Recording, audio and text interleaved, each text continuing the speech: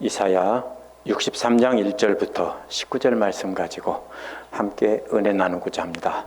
지난주 말씀은 믿는 자들을 빛이 되게 하시고 하나님과 친밀한 관계에 있는 하나님의 아내가 되게 하시려고 하나님께서 애써 일하셨다라고 했습니다. 그렇게 하나님과 친밀한 관계가 되게 하신 뒤에는 백성들에게 경고하는 파수꾼과 하나님의 약속을 하나님께 말씀드리는 역사 기록관이 되게 하신다고 했습니다. 그렇게 해서 승리하신 주님께서 돌아오실 길을 높고 평탄하게 만들라고 했습니다. 이어지는 걸 잘 봐야 됩니다. 이제 하나님의 아내들이 만든 높고 평탄한 길로 오시는 주님께서 대적들을 멸하시는 모습이 나옵니다. 그냥 오시는 것이 아니라 대적들을 다 멸하시고 승리하셔서 돌아오시는 장면입니다. 그러한 모습을 보며 지난날 자신들도 거룩해서가 아니라 하나님의 한결같은 사랑으로 참아주시고 돌봐주셨기 때문이다 라고 깨닫는 장면이 나옵니다. 하나님께서는 그러한 사랑을 깨닫고 하나님께로 돌아오기를 원하시는 겁니다. 하나님께서 우리 대적을 물리치시고 우리를 구원해 주신 것도 역시 우리가 거룩해서가 아니고 우리가 말씀대로 살아서가 아니고 한결같은 사랑으로 돌봐주셨기 때문입니다. 이 시간 우리 모두 그것을 깨닫고 하나님께로 돌아가 하나님 기뻐하시는 삶을 사는 마음을 갖는 복된 시간 됐으면 좋겠습니다. 1절부터 6절에 보면 대적들을 멸하시는 하나님의 모습이 나옵니다. 62장 10절에서 주님께서 오시는 길을 높고 평탄하게 만들자고 했습니다. 이제 63장 1절은 그렇게 길을 만든 뒤에 주님께서 언제 그 백성들을 데리고 돌아오실지 지켜보던 파수꾼이 예루살렘 성벽에서 큰 소리로 외치는 장면입니다. 파수꾼은 이렇게 말합니다. 에돔에서 오시는 이분이 누구신가? 라고 큰 소리로 외칩니다. 에돔은 이스라엘 남동쪽에 있던 곳이고 에서의 후손들이 사는 땅입니다. 이스라엘의 영원한 적이 에돔입니다. 주님이 에돔에서 오시는데 에돔이라는 뜻 자체가 또 북다는 뜻입니다. 그 다음에는 붉은 옷을 입고 보스라에서 오시는 이가 누구냐라고 했습니다. 보스라는 에돔의 수도입니다. 붉은 옷이란 밝게 빛나는 붉은 선홍색이고 막 쏟아지는 피색깔과 같은 색입니다. 대적들을 모두 무찌른 승리의 왕이시기 때문에 대적들의 피로 무리든 옷을 하나님의 영광의 빛으로 말미암아 아주 밝은 선홍색으로 빛이 나는 장면입니다. 그러니까 이것은 죽은 피가 시커멓게 돼서 붉으죽죽한 색이 아니라 금방 쏟아지는 선명한 피가 찬란한 영광의 빛을 받아서 아주 밝게 빛나는 장면입니다. 그러나 이 옷은 단순히 피가 많이 묻은 더러운 옷이 아닙니다. 왜냐하면 이어서 화려한 의복, 큰 능력으로 걷는 이가 누구냐고 했기 때문입니다. 가장 존귀한 자의 옷을 입고 위풍당당한 모습으로 걸어오시는 분이 누구냐고 묻는 것입니다. 이에 대해 그분은 바로 이렇게 대답합니다. 그는 바로 나다. 공의를 말하는 자요. 구원의 능력을 가진 자다. 라고 대답하십니다. 공의를 가진 자, 의를 가진 자라는 말은 의 안에서 말한다는 뜻입니다. 하나님의 의 안에서 라는 뜻이기 때문에 하나님은 항상 언제나 의로움 안에서 말씀하신다는 뜻입니다.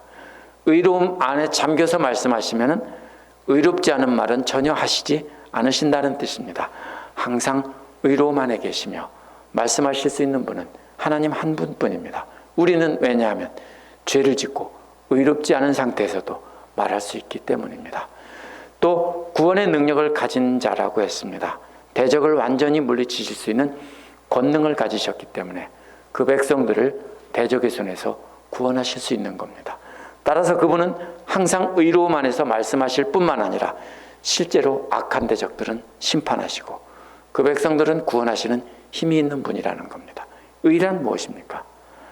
악한 자들은 멸하시겠다고 하시고 의로운 자들은 하나님의 백성들은 구원하시겠다고 말씀하시는 것이 의입니다. 법정에서 내가 이렇게 올바르게 악인들은 재판하고 의인들은 구원하겠다. 이것이 의입니다.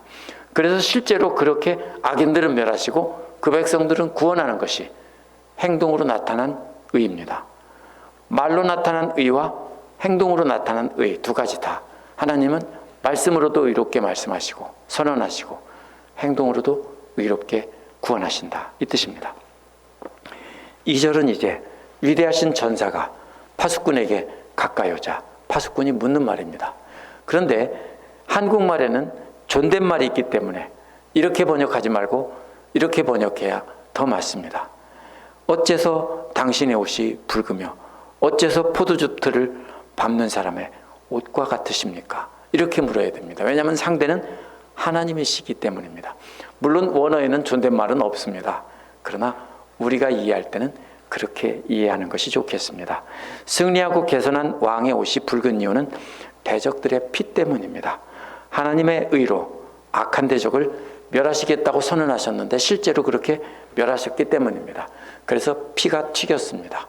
이는 마치 포도주 틀을 밟는 사람의 옷과 같은 빛입니다. 포도주 틀을 밟는 것은 대적들을 멸하시는 모습으로 그림처럼 그린 말입니다. 3절은 이제 위대한 전사가 파수꾼에게 대답하는 말입니다. 만민 가운데 나와 함께한 자가 없이 내가 홀로 포도주 틀을 밟았다고 했습니다. 하나님 혼자서 그 일을 하셨다는 겁니다. 하나님께서 홀로 대적하는 악한 자들을 다 밟으셨다는 겁니다. 왜 그렇게 하셨습니까? 하나님의 분노 때문입니다. 악한 자들로 인한 의로운 분노입니다. 그래서 분함으로 말미암아 짓밟았다고 한 겁니다. 악한 자들이 하나님을 대적하고 하나님의 자리를 차지하려고 했기 때문입니다. 누가 그렇습니까? 당시 이사야 당시나 예수님 당시나 악한 자들이 바로 하나님의 자리를 차지했습니다.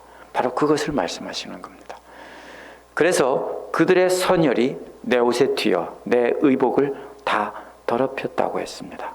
하나님은 한결같은 사랑으로 한없이 용서하시는 사랑과 자비의 하나님입니다. 그런데 어째서 구약에 이렇게 피가 튀기는 잔인한 장면이 나옵니까?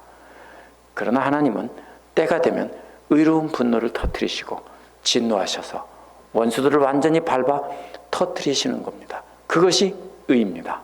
참고 또 참으시지만 끝까지 대적하는 사람은 완전히 밟아버리신다는 겁니다. 그것이 하나님의 의로움을 선언하시고 실제로 벌하심으로 의로움을 이루시는 겁니다. 4절은 이는 내 원수를 갚는 날이 내 마음에 있고 내가 구속할 해가 왔다라고 했습니다. 날과 연입니다. 그렇죠? 원수 갚는 날이 있고 구원할 해가 왔다고요. 왜 구원은 해라고 하죠? 희년 때문입니다. 노예로 잡혀가고 팔려갔던 사람들이 풀려나는 구원의 해, 그 해가 희년이거든요. 그래서 바로 그 해가 왔다라고 하는 겁니다. 3절에서 분노하시고 진노하셔서 대적들을 다 밟아 터뜨렸다는 말에 대한 보충 설명입니다. 하나님은 화가 나서 밟으신 것이 아닙니다. 참고 또 참고 또 참아도 때가 돼도 회개하지 않는 악한 자들을 심판의 날이 오자 그 날에 멸하시고 그 백성들을 구원할 희년이 오자 구원하신 겁니다. 단순한 화풀이가 아닙니다. 이제는 때가 되었기 때문입니다. 마치 뭐와 같습니까?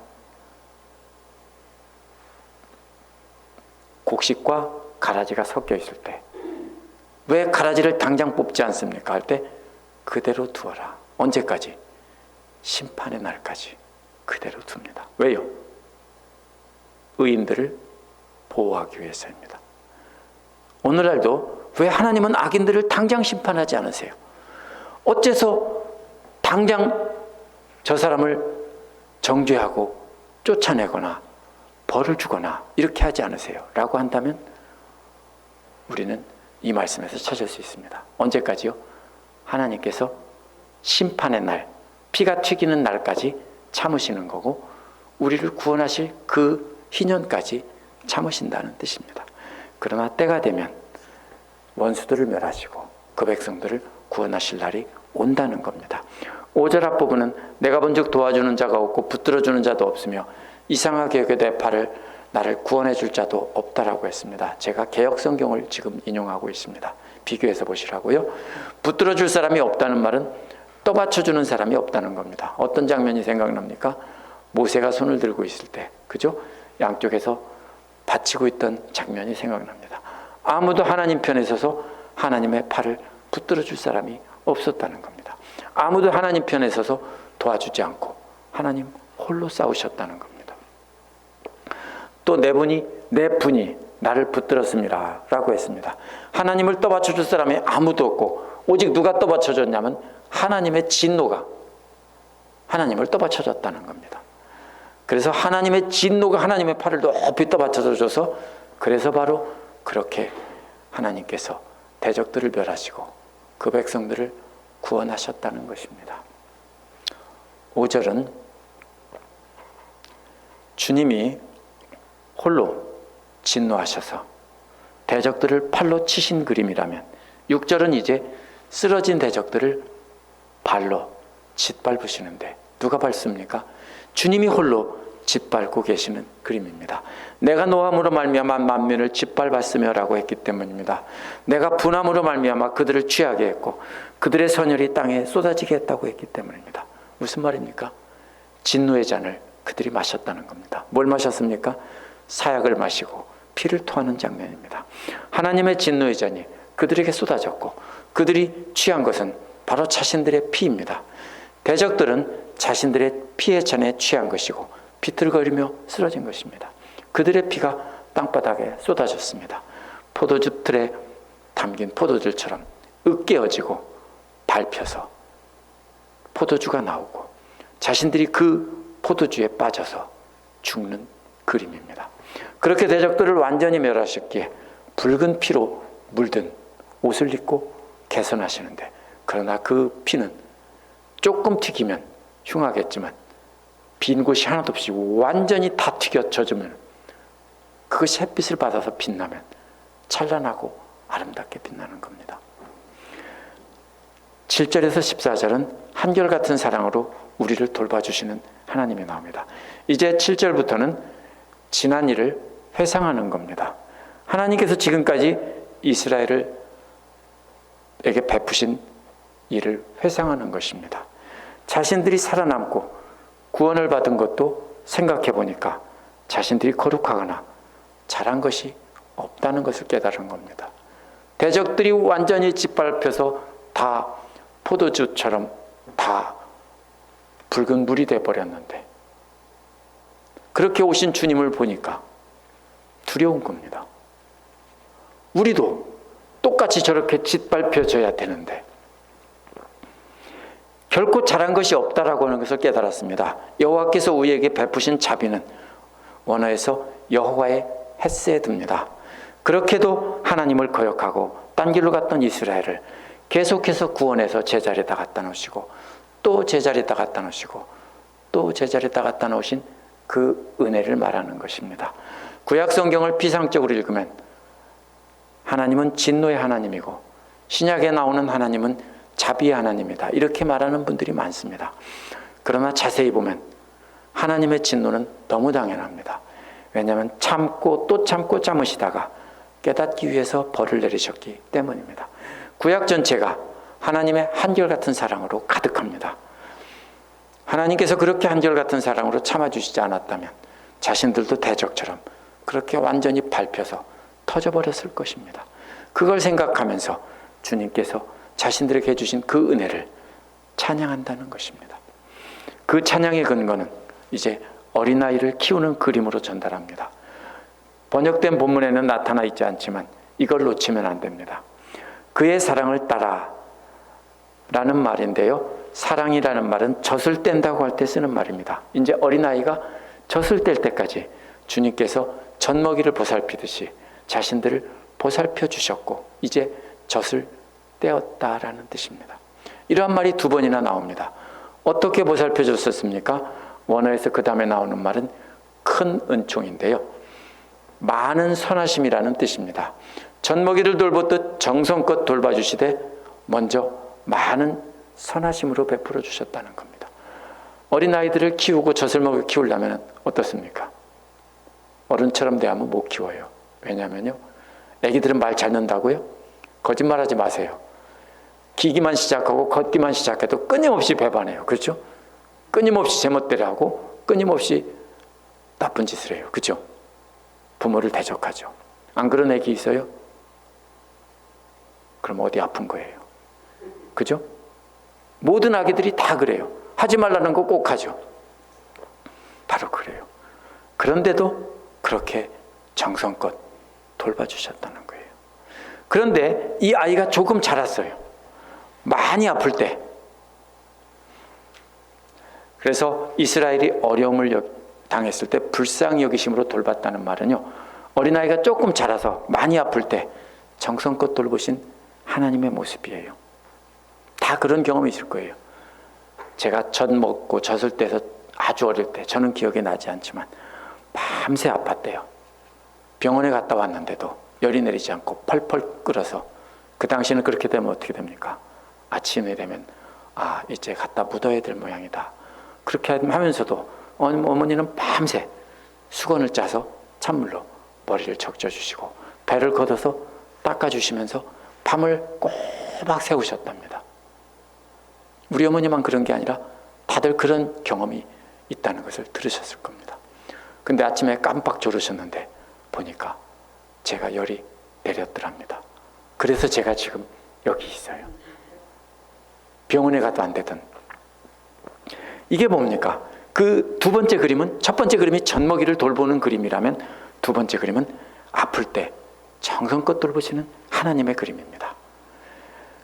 또 많은 자비를 따라, 이것은 조금 더 컸을 때예요. 끊임없이 하나님을 배반했을 때도 셀 수도 없이 많은 한결같은 사랑으로 돌봤다는 겁니다. 이건 얼마큼 자랐습니까? 이렇게 되려면 한 10대쯤은 돼야 됩니다. 이제 10대쯤은 자라서 끊임없이 반항하는 10대 청소년 같은 모습입니다. 그렇게 하는데도 한결같은 사랑으로 돌봤다는 겁니다. 이사야가 찬양하는 근거는 젖먹이 때나 조금 자라서 소년 때 펄펄 끓어서 아플 때도 밤새 돌보셨고, 10대 청소년 때는 끊임없이 반항할 때도 돌보셨다는 겁니다. 원어에는 이 세 가지 그림이 있는데 번역하면서 사라졌습니다. 왜 이렇게 잘 돌보아 주십니까? 8절은 7절에 크는 총이라는 말을 자세히 설명한 말입니다. 주님께서 말씀하시길 그들은 실로 나의 백성이요 거짓을 행하지 않는 자녀라 했습니다. 자녀이기 때문에 돌봐주셨다는 겁니다. 속이지 않는 자녀라는 것은 한 번도 하나님을 속이지 않았다 이런 뜻이 아닙니다. 앞으로 배반하지 않을 것이다 이런 기대의 감입니다. 실제로는 계속 배반하죠. 근데 우리 아들은 앞으로는 나를 배반하지 않고 착하게 살 거야 이런 말입니다. 그래서 하나님께서 하나님의 자녀인 이스라엘을 신뢰하는 모습을 나타낸 말입니다. 지금도 나를 대적하고 배반하고 다 큰 자녀라도 우리는 어떻게 하고 싶어요? 이제는 우리 아들이 내 말을 잘 듣고 나를 기뻐하는 삶을 살 거야 이런 기대감을 가지고 있죠. 바로 그런 뜻입니다. 그렇게 신뢰합니다. 부모는 그래도 자식을 믿어주고 이제는 잘하겠지. 재산 다 말아먹고 와서 아버지한테 와서 제가 잘못했는데 아버지 이번 한 번만 딱 한 번만 저를 한 번 더 빌어주세요. 진짜입니다. 이번에는 성공할 수 있습니다. 줍니까 안 줍니까? 있으면 줘요. 그죠? 이번에는 우리 아들이 진짜로 제대로 할 거야 라는 기대감으로 줘요. 또 실망시키죠. 역시나 하지만 그 다음에 또 와서 또 말하면 뭐라고 합니까? 세상 사람들 같으면 이 사기꾼 같으니라고. 그러나 부모는 크레딧 카드 긁어서라도 또 줘요. 왜요? 기대감 때문이에요. 바로 그 뜻이에요. 하나님께서 이스라엘을 신뢰하는 모습입니다. 자식은 부모를 속일지라도 부모는 자식을 믿어주고 이제 다시는 나를 속이지 않을 거야 라고 기대하시는 말씀입니다. 그래서 그렇게 한없이 용서하시고 또 용서해 주셨다는 겁니다. 그래서 그들의 구원자가 되신다고 한 것입니다. 그렇게 배반하고 우상 숭배했던 이스라엘을 한없이 용서해 주시며 이제는 나를 배반하지 않을 거야 라고 하신다는 뜻입니다. 9절은 7절에 그의 긍휼하심이라는 말을 자세히 설명한 말입니다. 자기 앞에 사자로 그들을 구원하시며 라는 말은 원어에서 그의 얼굴의 천사가 그들을 구했다라는 뜻입니다. 무슨 말입니까? 하나님의 얼굴의 천사랍니다. 하나님은 보이지 않습니다. 그런데 보이지 않는 하나님이 나타나신 것을 천사라고 말을 합니다. 그래서 하나님의 눈에 보이는 사람의 모습으로 임하셨다는 뜻입니다. 그래서 하나님의 얼굴의 천사라고 한 겁니다. 창세기 18장에서 아브라함에게 나타난 천사들도 나중에는 주님이라고, 하나님이라고 부르죠. 하나님께서 직접 나타나셔서 구해주셨다는 뜻입니다. 마치 그렇게도 반항하며 집을 나간 10대 청소년이 이제 뭐가 됐습니까? 다처한 청년이 됐습니다. 그래서 대적의 손에서 그 청년을 구해주시는 겁니다. 시궁창에 빠져있고 마약의 수굴에 빠져있고 강도의 수굴에 빠져있던 다 큰 아들을, 어쩌면 나이가 먹은 아들인지도 모릅니다. 그걸 구해주시는 그림입니다. 그런데 그 다 자란 아이가 많이 아픕니다.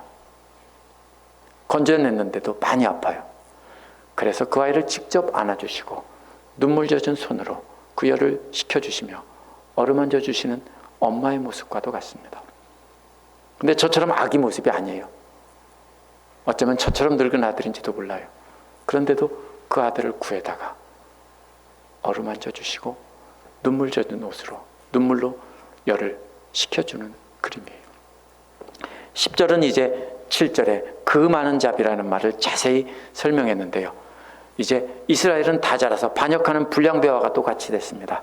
이스라엘은 불량배들과 어울리며 마약하고 도적질하고 음란한 성관계를 해서 끊임없이 부모의 속을 속이는 불량배가 됐습니다. 그래서 그들이 반역하여 주의 성령을 근심하게 하였다라고 한 것입니다. 이어서 그가 돌이켜 그들의 대적이 되사 친히 그들을 치셨다라고 했습니다. 하나님이 자신을 대적하는 불량배가 된 이스라엘과 싸우셨다는 겁니다. 이것은 하나님의 잘못이 아니라 이스라엘의 잘못이라는 겁니다. 하나님은 변함이 없으시고 이스라엘이 변했다라고 하시는 겁니다. 하나님은 단지 깨닫게 하려고 이스라엘을 대적하시고 이스라엘을 치시는 거지 멸망시키려는 것이 아닙니다. 11절에서 13절은 이렇게 하나님을 대적하던 이스라엘에게 여호와의 하나님의 은혜를 기억하라는 것입니다. 이제는 그림이 바뀝니다. 출애굽에서부터 광야를 지나 가나안에 정착하는 그림으로 11절에서 13절은 그림이 바뀝니다. 11절은 하나님께서 이스라엘의 대적이 되셔서 이스라엘을 공격하시자 이스라엘은 지난날 모세의 날을 생각하며 울었습니다. 백성과 양떼의 목자를 바다에서 올라오게 하신 그분이 어디 계십니까? 라고 묻는 겁니다. 지들이 잘못해서 얻어 터지는 건 생각하지도 않고 그 하나님 어디 계세요? 모세와 아론의 인도를 따라 홍해를 건넌 이야기를 하고 있습니다. 또 이어서 그들에게 성령을 두신 이가 이제 어디 계십니까? 라고 묻습니다. 모세와 아론에게 하나님의 영을 불어넣어줘서 놀라운 능력을 행하게 하고 그 백성들을 가르치시게 한 그분이 지금은 어디 계십니까? 라고 묻는 겁니다. 하나님의 구원 역사를 회상하는 일은 12절에서 계속됩니다. 앞에서는 분명하게 밝히지 않은 것을 이제는 모세의 이름까지 말하며 출애굽 사건을 말합니다. 그의 영광의 팔이 모세의 오른손을 이끄시며 그의 이름을 영원하게 하려 하사 그들의 앞에서 물을 갈라지게 하시니가 어디 계시냐 이렇게 말합니다.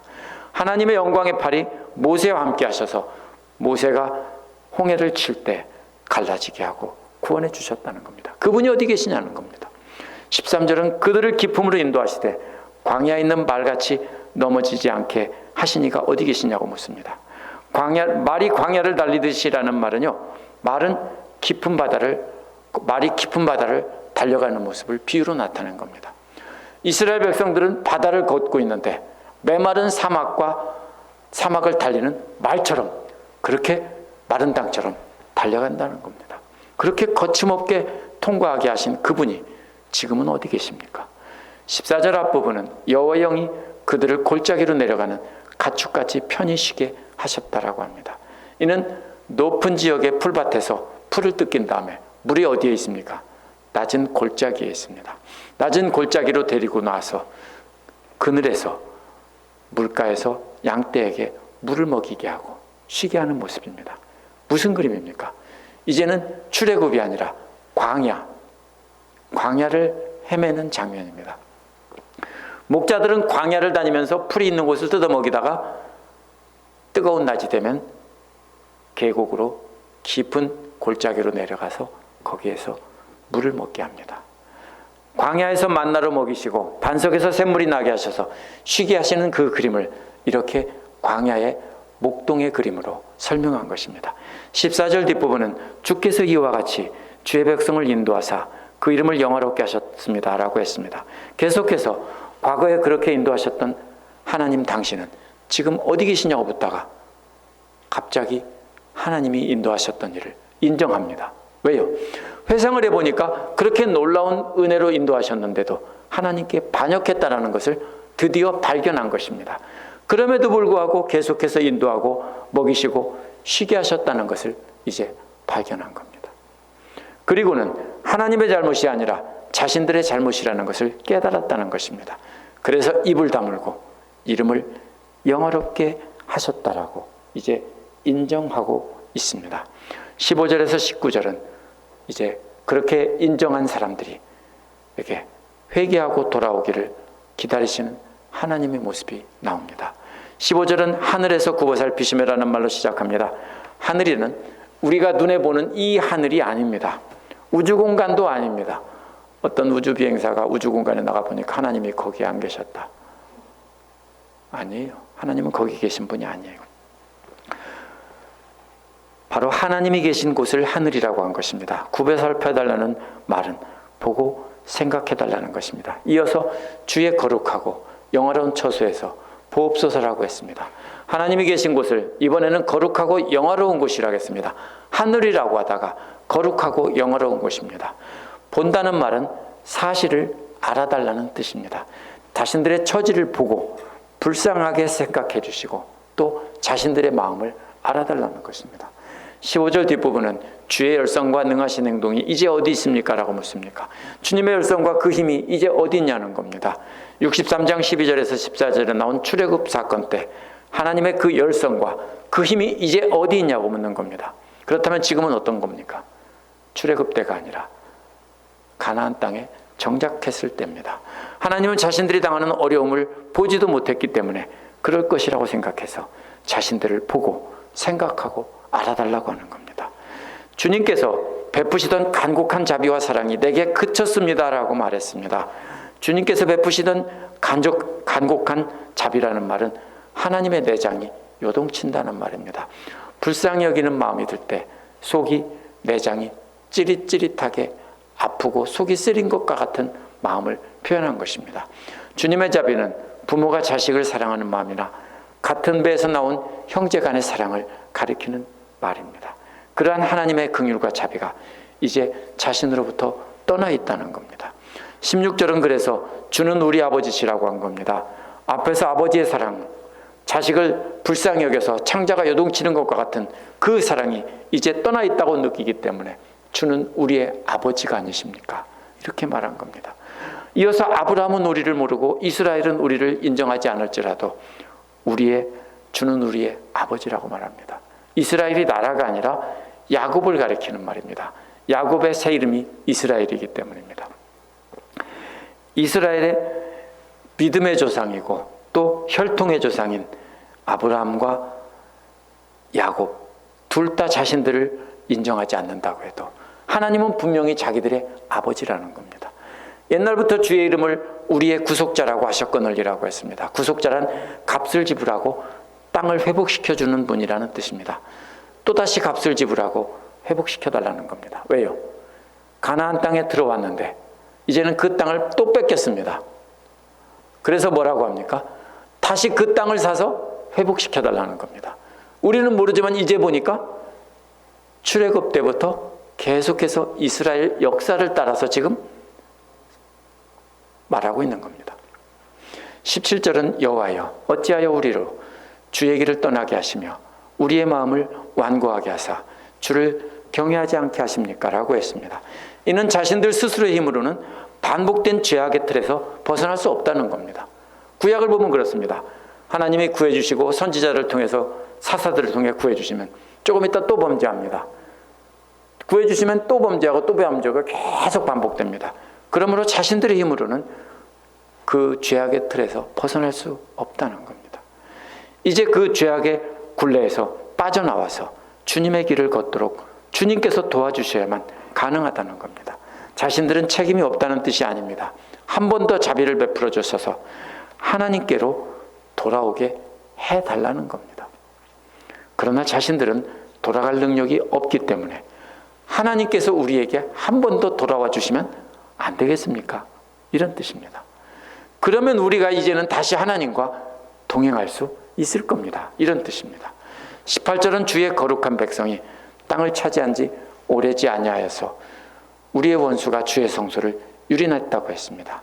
잠시 차지했다는 것은 다윗과 솔로몬 시대 초기에는 하나님을 섬겼습니다.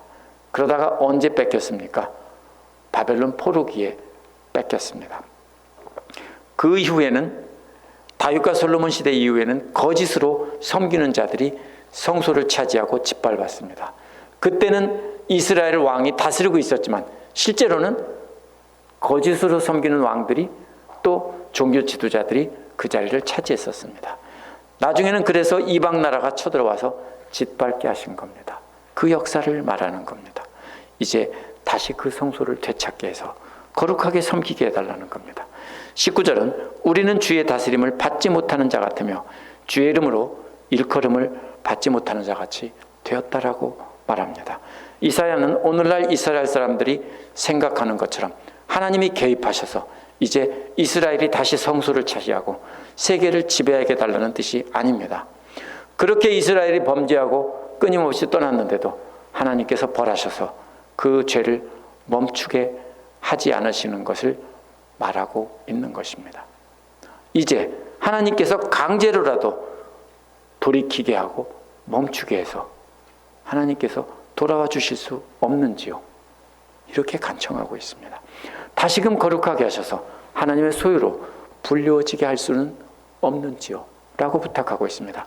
그러나 이스라엘 백성들이 회개하고 돌아오지 않는 것을 하나님께서 강제로 돌이켜서 그 마음을 바꿔서 회개하도록 하는 것은 아무 소용이 없습니다.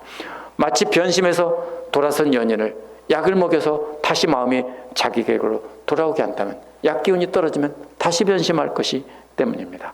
하나님은 이스라엘 백성들이 스스로 돌아서서 하나님께로 오기를 원하시는 것이고 그들의 자발적인 찬양을 받기를 원하시는 겁니다. 그런데 이사야는 지금 죄악된 이스라엘에게 돌아오셔서 강제로 변하게 해주시지 않는다면 이스라엘에게는 방법이 없다는 겁니다.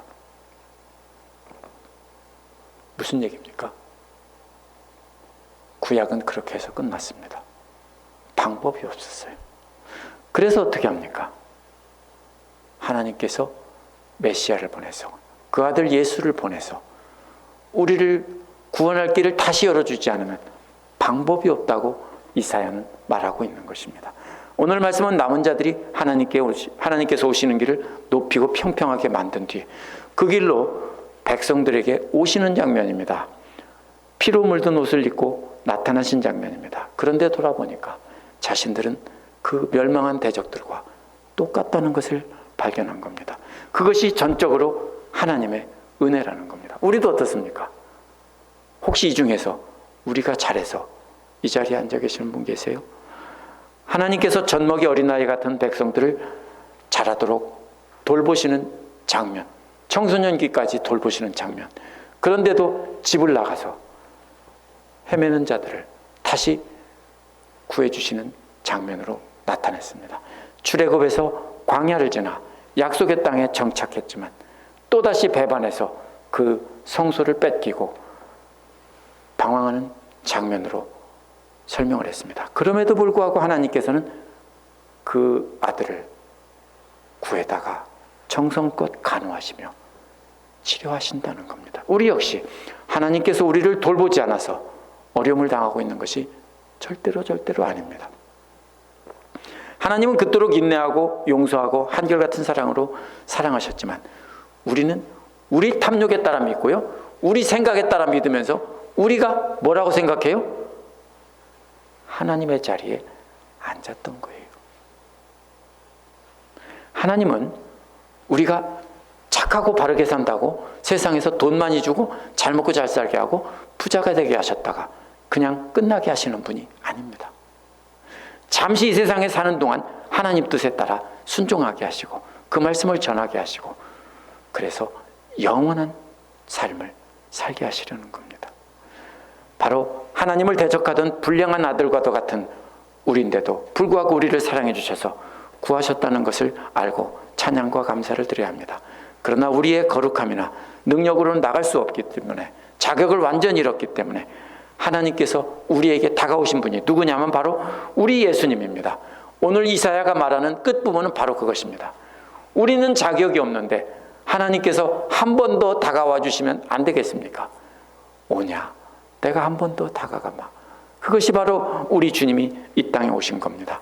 오늘날은 하나님께서 강제로 변화시키지 않으십니다. 다만 말씀을 따라 사는 사람을 통해서 사랑을 보여주시고, 이제 각자 그 책임은 우리에게 있습니다. 우리가 예수님을 보여주고 우리가 예수님의 사랑을 나타내지 않으면 이곳에 함께 나와 있으면서 하나님을 모르고 예수님을 모르는 사람들은 하나님을 볼 수 없습니다. 하나님께서 우리를 참아주신 것처럼 우리도 그 사람을 한없이 참아주지 않으면 그 사람들은 방법이 없습니다.